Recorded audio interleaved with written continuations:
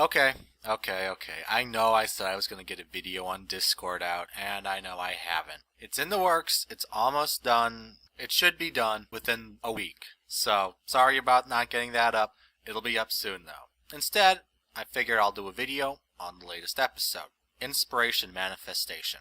Now, this might come as a surprise to some of you, but I didn't hate it. I thought it was an okay episode. It wasn't brilliant. It wasn't great. I'd probably put it in the bottom half of the season, but I'd put it toward the top of the bottom half. So it was a fine episode. It was okay. However, it's an episode that you don't really want to look at. You don't really want to try to analyze or dig deeper. Because the more you do, the more it begins to unravel, the more questions you get. That being said, there were still some very amusing bits. I particularly liked the party scene.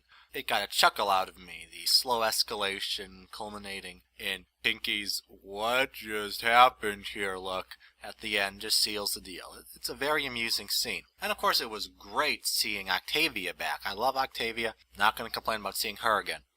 However, this starts to raise a couple questions. It's never clear exactly how the spell works, but the way I see it is the mariachi band was replaced with this classical ensemble in one of three ways. Either Rarity teleported a group from Canterlot into Ponyville and transported the mariachi band into Canterlot. I find this explanation the hardest to believe because it would have meant a classy event in Canterlot suddenly lost its classical music and is now having a mariachi band. Not very fabulous, not very classy. I don't think Rarity would put that on anyone. The other explanations are she either literally changed them from the mariachi band into this classical group, which would include turning a guy into a girl, which is also kind of weird. And then the final and most horrifying option is Rarity vaporized the band and created out of thin air these new ponies. The one I hope it's the first, but like I said, it doesn't quite make sense that'd be the case. Assuming it's one of the latter two options, this causes some additional problems, as at the end Twilight says she, Cadence, and Luna, why not Celestia, but that's a different topic, cleaned up all the dark magic. Well, what about this band here? If they were just teleported, okay, that's fine, that's easy, but if they were literally transformed from the mariachi band into these classical ponies, and assuming Rarity changed their memories, which seems to be the case, otherwise I don't think they would have kept playing their instruments as if nothing had happened, they're then no doubt happy with their lives, with who they are, and now you got Twilight or Cadence or someone coming up to them and saying, no, you're really not this, your cutie mark really isn't that, you have a completely different destiny, you just have to trust me and let me change you. And presumably they'd be resistant to that. Someone came up to you and said, hey, you're not who you really are. You're someone completely different. Let me change you. You'd probably go, whoa, hold on a minute. So there's some unsettling implications, especially in the case of coming up to the girl and saying, oh, by the way, you're actually a guy. And it gets really disturbing if it's the last option. Rarity vaporized them and created this new group because then Twilight or whoever would have to vaporize these new ponies, which is flat out murder. And they're alive. They're real, they're ponies. So, I'm gonna say hopefully it's that first option, but it just doesn't quite seem right to me. So these are some unsettling implications drawn up from that. Of course, this touches on another thing.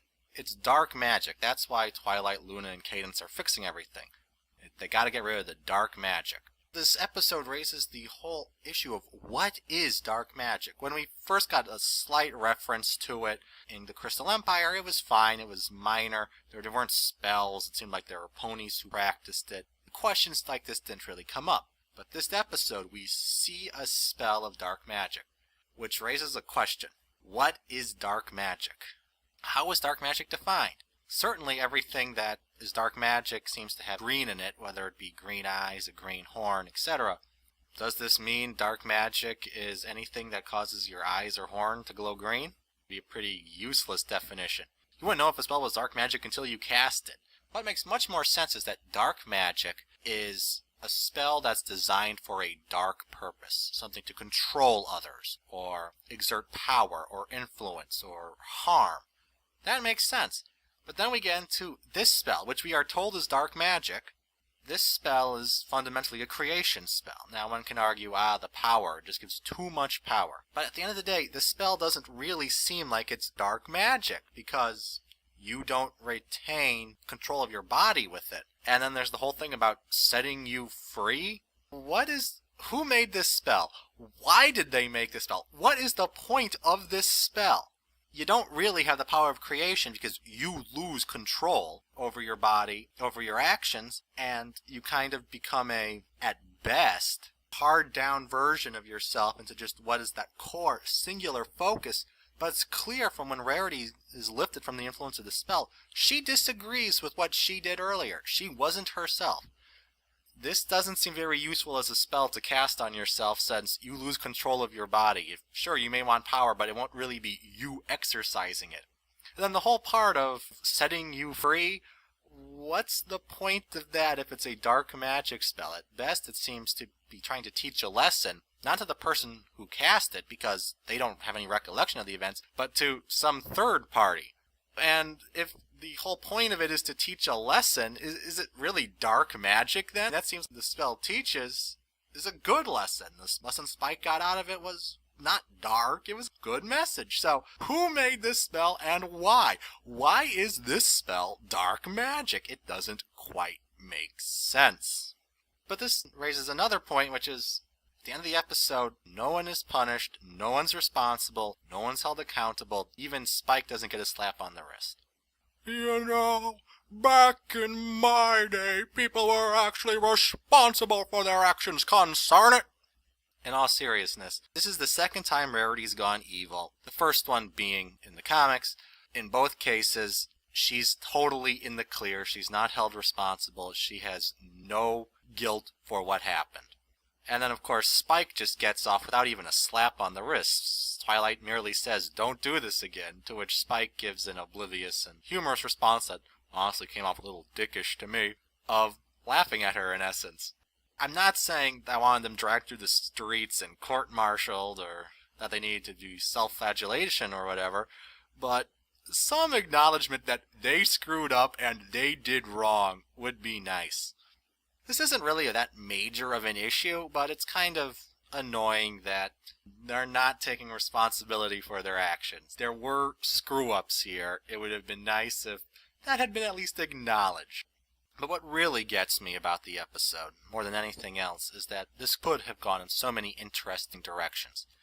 At the end of the day, the episode had a similar message to that of Leap of Faith. Heck, this message was similar to that in Green Isn't Your Color. The core message of be honest with your friends and family. Tell the truth. It's a fine message. Good words to live by. I have no problem with the message whatsoever. But they've done it before, and I'd honestly say they did it better than in this episode.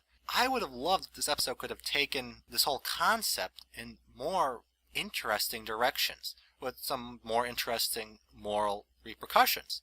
For example, just off the top of my head, Rarity could have retained control over the spell, not have it take over her, but that the spell also tapped into her subconscious and her fears and desires and the feelings that she doesn't dare express or admit to anyone, even herself. That starts controlling the spell and doing things.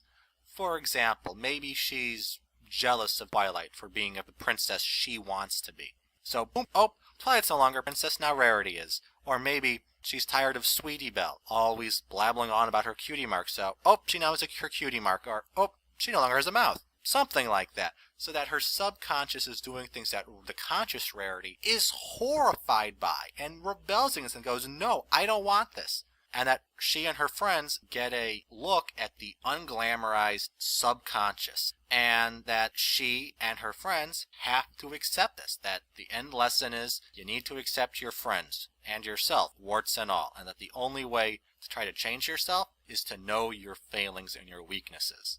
Could have been used to give her more depth and show it to her. She doesn't always live up to her element. So, it kind of saddens me that the episode went in the direction it did, but I can't really hold out against the episode. Like I said, I don't think it's a bad episode. In my opinion, it begins to unravel if you start to actually try to seriously think about it. I think this is an episode that's best watched with the brain off. Otherwise it just drives you nuts trying to get it all to work.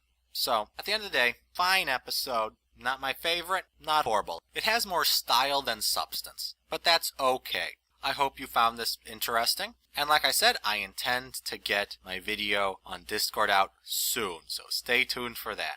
Thank you for watching. Until next time, stay derpy, my friends.